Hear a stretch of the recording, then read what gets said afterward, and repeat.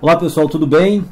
Essa semana a série Treino em Foco Análise de Artigo vai analisar o artigo que vocês têm o título aí na tela, comparação do desempenho do teste de uma repetição máxima utilizando dois diferentes protocolos.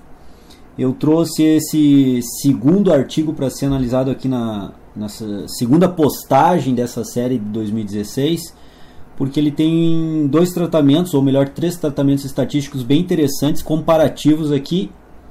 Eu vou tentar discutir um pouquinho essa estatística com vocês.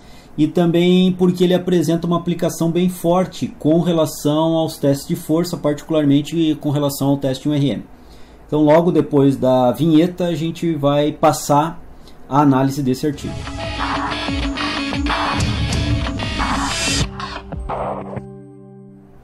Bom, como eu descrevi antes da vinheta, esse artigo ele é bem interessante, tem aqui um conjunto de autores liderado pelo Chagas e que nós vamos passar a analisar. Bom, aqui no resumo, normalmente a busca de um artigo e a verificação do artigo em bancos, né, de análise de artigo, a gente normalmente separa por keywords, lança keywords, palavras-chave, né, e essas palavras-chave vão buscar, ranquear de forma robotizada alguns artigos. Então, normalmente a gente vai ler primeiro o título desse artigo e a partir do título surge ou não a curiosidade para ler o resumo e aí concluir ou não se aquele artigo realmente é um artigo dentro das diretrizes e do conteúdo que eu busco estudar e pesquisar. Então, lendo o artigo, imaginando que esse artigo tenha nos fornecido uma ideia de que realmente seja interessante, a gente passa a ler o resumo do artigo. Eu não vou aqui ler todo o resumo, não é essa a estratégia.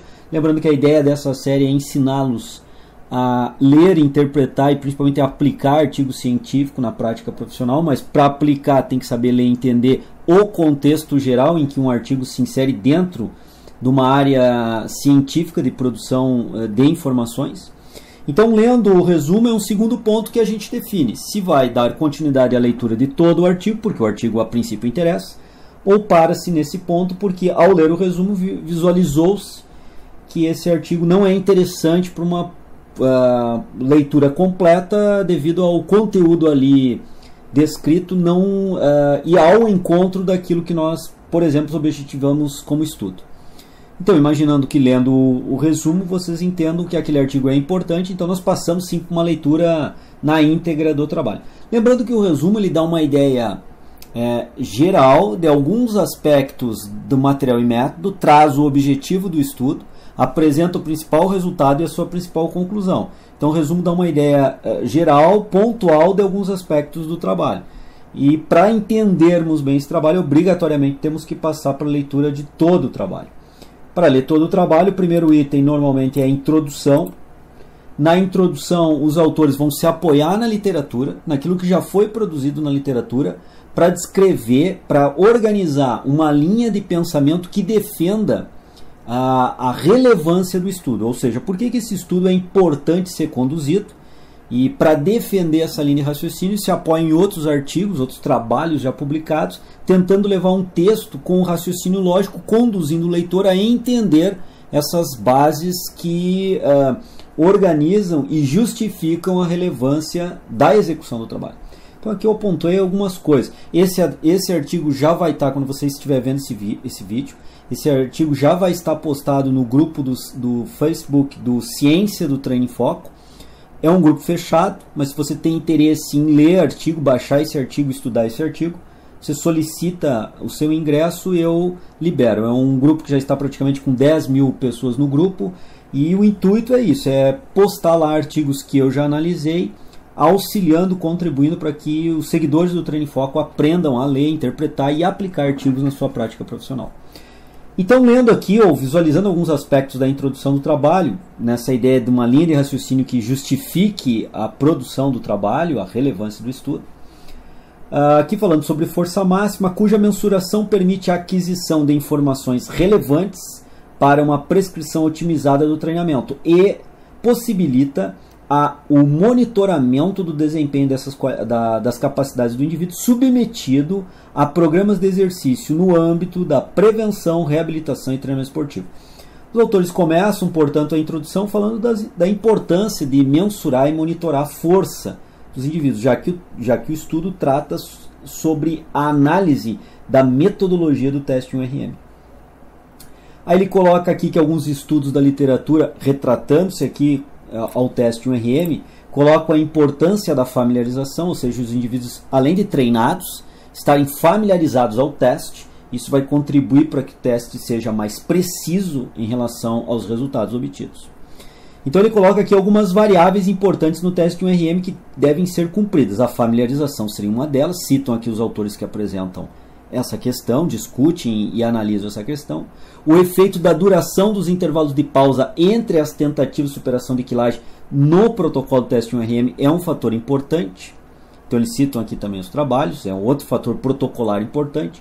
A influência do tipo de aparelho utilizado, se é máquina, se é peso livre, qual a influência desse aparelho. Eu tenho um trabalho também publicado mostrando que mesmo em maquinários, mas sendo esses maquinários de marcas diferentes, apresentam resultados de um RM diferente. Então é um outro fator importante. Privação visual, que é um trabalho do Alex Soutomaior que mostra que com privação visual as pessoas tendem a projetar maior força nos seus resultados. Esse trabalho nós temos também já analisado no Ciência Treino em Foco, só rodar para baixo buscar esse estudo. Contudo, um aspecto mais importante do teste 1RM está relacionado à padronização dos procedimentos do protocolo do teste em si. E é o que eles vão avaliar aqui. E o que eles avaliam nesse protocolo em si do teste? É fazer o teste 1RM, onde cada superação de quilagem o indivíduo necessite fazer uma única repetição apenas, ou como a maioria dos estudos, pelo menos que eu conheço, onde solicito que o indivíduo faça 2 repetições do movimento, buscando essas 2 repetições do movimento, executando a primeira no limite da falha concêntrica e buscando executar a segunda repetição, e não conseguindo produzir a segunda repetição com eficiência e eficácia e deformando a técnica de execução, se caracteriza aquela quilagem como uma quilagem de 1RM. Então, 2 protocolos um pouco distintos. Um indivíduo a cada tentativa tem que fazer somente uma repetição, no outro indivíduo tem que fazer 2 repetições, como tentativa de superação de quilagem. Então ele discute isso e coloca alguns aspectos. Ainda não foi relatado se esses 2 diferentes procedimentos conduzem a resultados distintos em relação ao peso, a quilagem levantada. Então ele apresenta essas 2 formas de conduzir o teste 1RM e coloca que a literatura ainda não se apropriou, ou até então aqui 2012, não se apropriou, não buscou identificar se isso seria uma influência significativa em termos do resultado obtido, ou seja, aplicar o teste 1RM com somente uma tentativa ou aplicar o teste 1RM com 2 tentativas. Diferentes autores têm apresentado críticas quanto aos testes estatísticos aplicados para realizar a comparação de testes diferentes. Aqui ele faz uma breve discussão apontando aqui a correlação produto-momento de Pearson, mostrando que não seria mais adequada. Usar o teste de estudo também não seria somente ele adequado para analisar a comparação de protocolos de teste. Então aqui é um outro ponto que eles acrescentam no trabalho usando limites de concordância. Um outro teste, que depois a gente vai ver aqui, analisando com as limites de concordância, uma nova forma estatística de tentar entender melhor os resultados. Isso é apresentado de forma gráfica bem fácil de nós entendermos. Conhecido como o procedimento de Bland-Altman, que são os autores que propuseram essa técnica. Bom, aí eles fecham então aqui a parte introdutória colocando o objetivo. Isso é praxe. Normalmente na última frase do capítulo de introdução se fecha colocando o objetivo geral do estudo. Dessa forma, o objetivo do presente estudo foi comparar o desempenho em teste de 1RM, uma repetição máxima, realizados com 2 diferentes protocolos de testagem em indivíduos do sexo masculino com experiência em treinamento de força na musculação. O mesmo resultado nós podemos observar ou esperar para o sexo feminino? Talvez sim, talvez não. Mas esse trabalho não nos garante, porque esse trabalho foi produzido com o sexo masculino. Portanto, os resultados são com homens já adaptados ao treinamento de força. E aí nós podemos aqui analisar que foram feitos com 17 voluntários que tinham 6 meses contínuos de experiência no treinamento de força com musculação. A gente não sabe se tinham muito mais do que 6 meses ou próximo aos 6 meses, tipo 6, 7, 8 meses, ou 1 ano e meio. Isso não é relatado aqui na descrição da amostra. Seria interessante a gente ter também essa ideia para caracterizar bem que tipo de amostra foi usada no estudo. Os voluntários não possuem um histórico de lesão e o músculo tendíneas articulares no ombro, cotovelo e punho. Por que ombro, cotovelo e punho? Porque logo na sequência nós vamos ver que os testes utilizados, ou o teste utilizado para medir força de um RM foi o exercício de supino. Por isso, nessa região corporal foi analisado se os indivíduos da amostra apresentavam alguma limitação do ponto de vista ortopédico e lesivo. Então o supino foi selecionado, pesaram-se barra, pesou-se as anilhas, o protocolo está bem descrito. Foi feito períodos de adaptação, quando eles descrevem aqui que os indivíduos visitaram o laboratório 4 vezes, 2 vezes é para fazerem visitas de familiarização com o teste, ajuste da pegada na barra, largura, isso tudo foi protocolado. A largura na pegada na barra que fizeram no primeiro dia, fizeram no segundo, no terceiro e no quarto dia. Ou seja, todos os testes foram feitos com o mesmo protocolo de técnica de execução. Foi cumprido rigorosamente o mesmo protocolo. Nós podemos até questionar o protocolo, dizer que não é o mais eficiente para hipertrofia, por exemplo. Mas o objetivo aqui não era buscar a hipertrofia dos indivíduos. O objetivo aqui era buscar comparar protocolos diferentes para mensurar a força e não buscar a hipertrofia. Então, quando vocês lerem o artigo, vocês vão ver que tem algumas coisas que são questionáveis se nós pensarmos em hipertrofia. Mas lembrem, o estudo não foi produzido para gerar hipertrofia. Por exemplo, foi garantido um intervalo de 48 a 72 horas. Isso para garantir que os níveis de força fossem recuperados e microlesões que ocorreram fossem completamente recuperadas de um teste para o outro. Aqui as familiarizações que eu falei para vocês. Cada voluntário manteve o mesmo horário de coleta entre todas as sessões, um outro ponto importante do ponto de vista do ritmo circadiano. Manter a mesma competência, pelo menos diária, naquele momento que ele se sente, teoricamente, em tese, mais propício a fazer um movimento de força, ou os testes de força. Na primeira sessão de coleta da primeira semana foi determinada a amplitude de movimento, a posição da mão na barra e a posição do voluntário no banco, condições que foram reproduzidas durante a execução do exercício supino livre nas sessões de coleta subsequentes, ou seja, foi padronizado toda a técnica, foi repetida exatamente a mesma técnica de execução, o mesmo posicionamento das mãos na barra e o mesmo posicionamento do corpo dos indivíduos sobre o banco. Isso é importantíssimo quando se busca um estudo desse perfil, onde o objetivo é comparar o protocolo. Então toda e qualquer outra variável que possa interferir no nível de força deve ser rigidamente controlada, se fazendo exatamente da mesma forma. A posição das mãos foi marcada por uma fita adesiva fixa à barra abaixo do dedo indicador.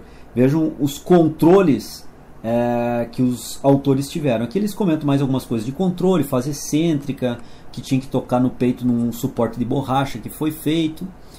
E aqui as tentativas que foram feitas durante o teste, no máximo 6 tentativas para se encontrar um RM. Na verdade, nenhum voluntário chegou a usar 6 tentativas, com menos do que isso foi encontrado o valor de um RM. As tentativas de familiarização, as tentativas de execução propriamente dito, como foi estabelecida a quilagem, eles também descrevem aqui. Ou seja, foi minuciosamente descrito assim, os procedimentos, né, de preparação, de sustentação de quilagem. O acréscimo de peso foi maior nas primeiras tentativas e menor nas últimas, sendo realizada individualmente de maneira subjetiva. Então esse é um ponto importante. A pausa entre as tentativas durava 5 minutos. Existem trabalhos mais recentes mostrando que pausas de 1 minuto já são suficientes. Mas os autores aqui observaram e protocolaram arbitrariamente intervalos de 5 minutos entre cada tentativa, ou seja, um tempo regenerativo bioenergético neuromotor completo, não há questionamentos quanto a isso. Um intervalo entre um teste que fez 1 repetição ou 2 repetições como tentativa de superação de quilagem é completamente passível à recuperação com intervalo de 1 minuto. Haja vista aí como os autores usaram de 5 minutos totalmente recuperado. Aqui vem a descrição básica de como foi feito o teste A e o teste B. O teste A, o peso deveria ser deslocado uma única vez pela amplitude de movimento determinado arbitrariamente nesse estudo, uma única vez. Foi considerado o valor de um RM o peso que o indivíduo conseguiu deslocar em uma única repetição. O teste B, que é outro formato de condução do protocolo, o peso deveria ser deslocado 2 vezes pela amplitude de movimento determinada. O peso registrado como um RM foi aquele em que o voluntário completou uma única repetição pela falha na execução muscular concêntrica ao tentar realizar a segunda repetição. Ou seja, era sempre solicitado ao voluntário que realizasse 2 repetições a cada aumento progressivo de quilagem, a cada tentativa de superação de quilagem. E no momento em que o voluntário realizasse a primeira e tentasse realizar a segunda movimento e falhasse, essa quilagem, esse peso era considerado o valor de 1 RM. Então essa é a diferença básica que foi testado. Fazer o teste com 1 repetição por tentativa ou 2 repetições por tentativa. Aqui ele coloca outros detalhes, como estímulos verbais foram utilizados, que é um estudo de McNair de 96, que mostrou que com estímulos verbais as pessoas ou os voluntários tendem a melhorar seus scores de força. E aqui ele apresentou alguns dados estatísticos, depois eu vou mostrar melhor para vocês aqui. Testou a normalidade dos dados, os dados apresentaram normais e com homogêneos as suas variâncias.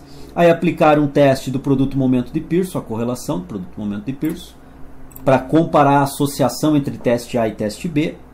Também aplicaram os limites de concordância, como eu já havia falado antes, esse aqui eu vou discutir com vocês com um gráfico logo na frente. E também aplicaram um teste T de estudo para comparar as médias. Aqui está colocado o teste T pareado para comparar os desempenhos médios do teste A e B, já que é um teste estatístico que busca fazer a comparação de médias. Muito bem, vamos para os resultados. Para o teste A e teste B foram necessários no máximo 4 tentativas. Lembrem que eles propuseram até 6, mas na realidade de testagem desse estudo se utilizou, na verdade, no máximo 4, para determinar o peso levantado, com exceção de 3 indivíduos, os quais apresentaram maior peso levantado no protocolo B com 5 tentativas. Vocês vão verificar que a maior parte dos indivíduos levantou mais peso com o protocolo A. Qual é o protocolo A? O protocolo A é aquele que realizava somente um movimento no teste 1RM, e o protocolo B, o que realizava 2 movimentos. Aqui eles apresentaram os índices percentílicos de aumento de quilagem, de tentativa para tentativa. Uma terceira tentativa no teste A, até a 4ª tentativa do teste B, porque somente um voluntário precisou da 4ª tentativa no teste A e 3 voluntários fizeram 5 tentativas no teste B. Ou seja, no teste A, que era um só movimento, mais rapidamente se encontrou o valor de 1 RM do que no teste B, onde se precisou, com 3 voluntários, como coloca aqui, de 5 tentativas. Ou seja, foi um pouco mais, digamos assim, um pouco mais difícil, um pouco mais longo, um pouco mais prolongado o teste quando se fez 2 tentativas. Isso já é um critério para analisarmos a questão da facilidade ou não em conduzir o teste, em termos de número de tentativas realizadas. Foi verificado um desempenho no teste A e teste B com coeficiente de correlação significativo de 0,98 ou 0,982. Isso é extremamente significativo e quem conhece de correlação produto-momento de Pearson pode ver que tanto teste A quanto teste B eles são altamente associados. Eles apresentam um resultado muito similar entre si em termos de associação de desempenhos para esses indivíduos da amostra. Então, se aplicado, vamos lá, analisando estatisticamente, se aplicado somente a correlação de Pearson, nós diríamos que os 2 testes apresentam alta associação entre si em termos de seus resultados. O indivíduo que apresentou o melhor resultado no teste A apresentou o melhor resultado no teste B, com a mesma diferença, uma diferença muito proporcional ao segundo indivíduo no teste A, que também foi o segundo indivíduo no teste B. Isso é aproximadamente a ideia que a correlação de Pearson apresenta.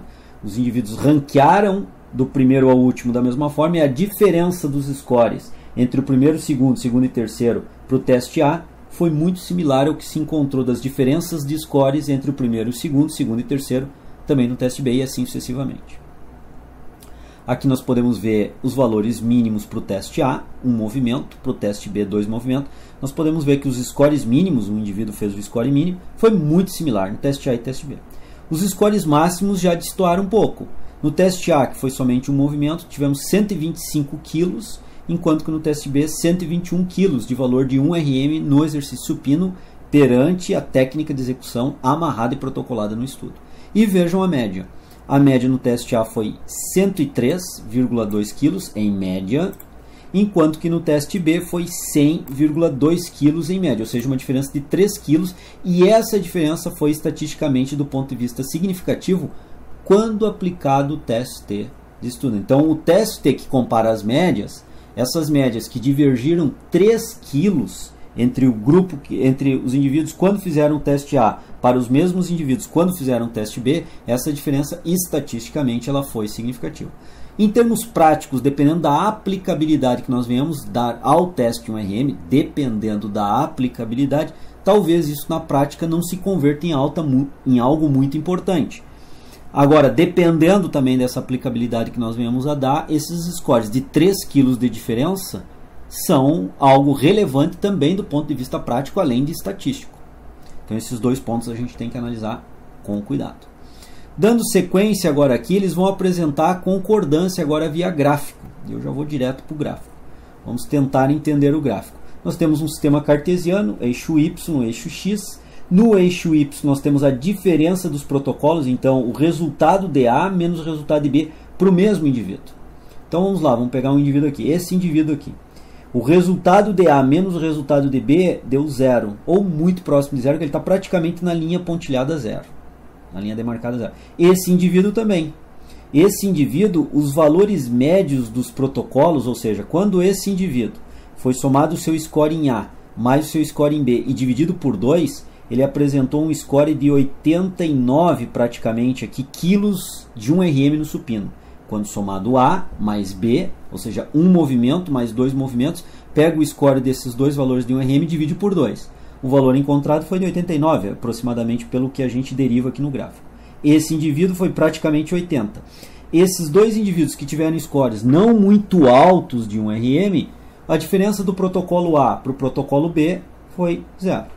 Agora nós temos aqui um outro indivíduo que apresenta um score também baixo, aliás, um score alto, está em torno aqui dos 105 kg, e que a diferença entre o score A e B foi maior para os valores de B, por isso negativo, ou seja, o teste B teve um valor de 1RM maior e por isso em torno de 2 kg aqui, 2 kg e um pouquinho.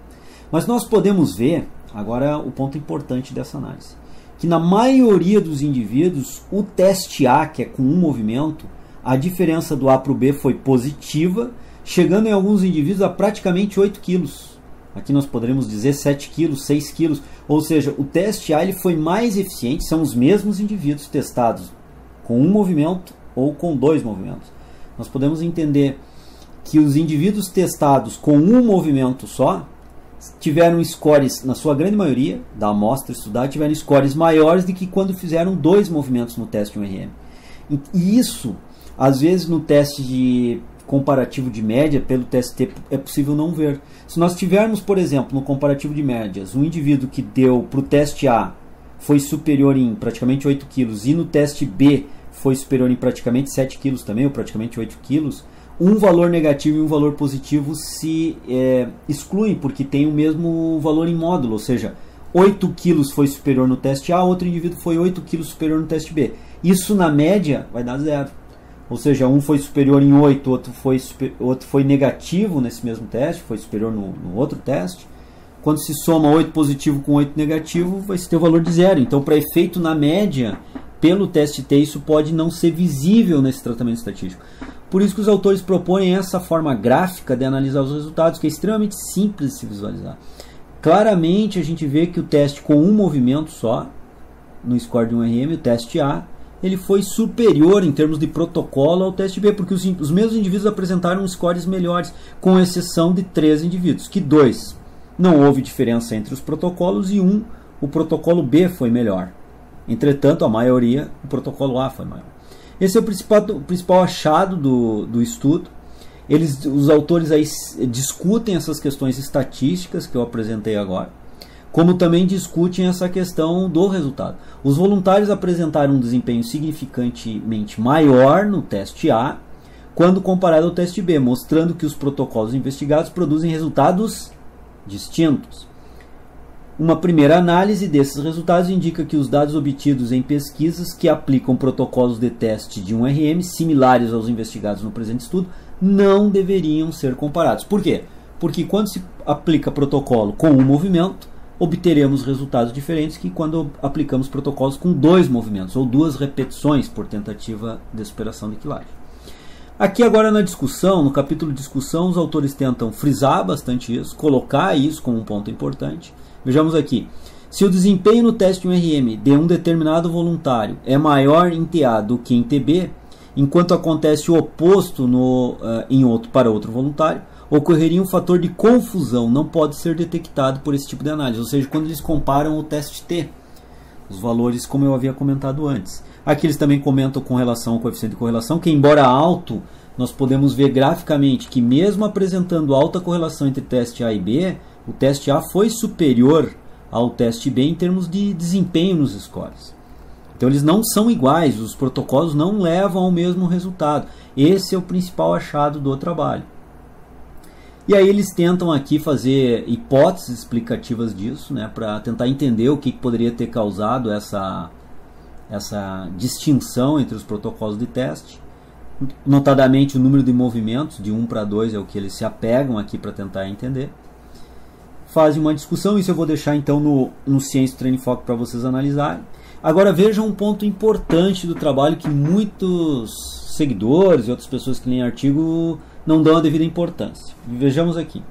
O delineamento experimental do presente estudo não possibilita discutir os prováveis mecanismos associados com esta afirmativa especulativa, ou do porquê que o protocolo A foi superior ao protocolo B, os quais seriam responsáveis pelo menor desempenho de força muscular no protocolo B, sendo necessário pesquisas futuras que investiguem as variáveis fisiológicas e biomecânicas neste contexto para responder essa pergunta.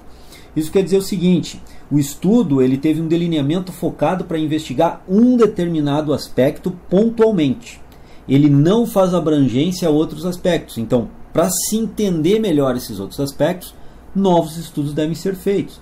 E nós temos que entender então que pesquisa científica nessa área de força, em outras áreas também, que tem como objeto de estudo força, elas são pontuais, elas são específicas a um procedimento. E não se pode muitas vezes extrapolar além do que foi delineado no escopo do estudo. Muita gente faz isso, extrapola os resultados por uma questão macro, enquanto que os resultados são pontuais a um aspecto. E muita gente às vezes lê de forma equivocada, não entende as limitações do estudo e propõe que aqueles resultados do estudo abranjam um público muito maior ou questões muito maiores do que verdadeiramente foram investigadas. Então tomem cuidado com isso, verifiquem as limitações do estudo. Todo estudo normalmente tem limitações, faz parte da pesquisa científica. Dentro dessas limitações, entendam o estudo e o delineamento ao qual nós podemos projetar os resultados. Não são para todas as pessoas. Eu comecei falando desse artigo mostrando que foram produzidos em homens esses resultados, e nada nos garante que esses resultados ocorram também em mulheres, pois nenhuma mulher fez parte do estudo. Considerando-se o procedimento de Bland e Altman, que é o gráfico, aquele que eu analisei com vocês, a concordância pode ser examinada entre os dois protocolos, analisando-se a magnitude da dispersão dos dados das diferenças, ou seja, a diferença do teste A com o teste B. Sendo uma grande variabilidade, poderia indicar maiores erros, e foi o que a gente encontrou ali. Vejam bem, a diferença entre os dois protocolos aplicados no teste de um RM apresentou uma variação de diferenças de menos 2 kg, onde o teste B foi superior ao teste A em 2,01 kg, e 7,99 kg, ou seja, praticamente 8 kg, onde o teste A foi superior ao teste B, sendo uma amplitude total de 10 kg. Então, se a gente olhar a amplitude de variação entre teste A e teste B, é uma amplitude bem significativa, bem grande, e que deve ser considerada. Então, os autores se apegam na questão estatística, a questão tentar levantar hipóteses explicativas disso, a questão da familiarização também eles colocam que pode ter limitado, principalmente o teste A, aliás, o teste B, foi o segundo teste aplicado com 2 movimentos. Normalmente se precisa de mais familiarizações do que eles fizeram aqui, e isso pode ter influenciado nos resultados. Então os autores foram bem claros na sua investigação. Vejam bem, embora não tenha sido sistematicamente controlada a progressão dos aumentos de peso durante os protocolos de teste de um RM para os indivíduos, o fato de os voluntários serem treinados e o suporte de informações obtidas com sessão de familiarização permitem pensar que esse aspecto, a familiarização, não tem influenciado de maneira significativa a variação do desempenho durante os testes e entre indivíduos.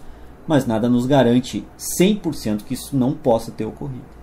Aí os autores concluem Desta forma, comparações de resultados entre estes estudos que compõem estudos com teste de 1RM com somente uma repetição ou teste de 1RM com 2 repetições não podem ser realizadas, uma vez que os testes de 1RM per si podem não fornecer a mesma informação.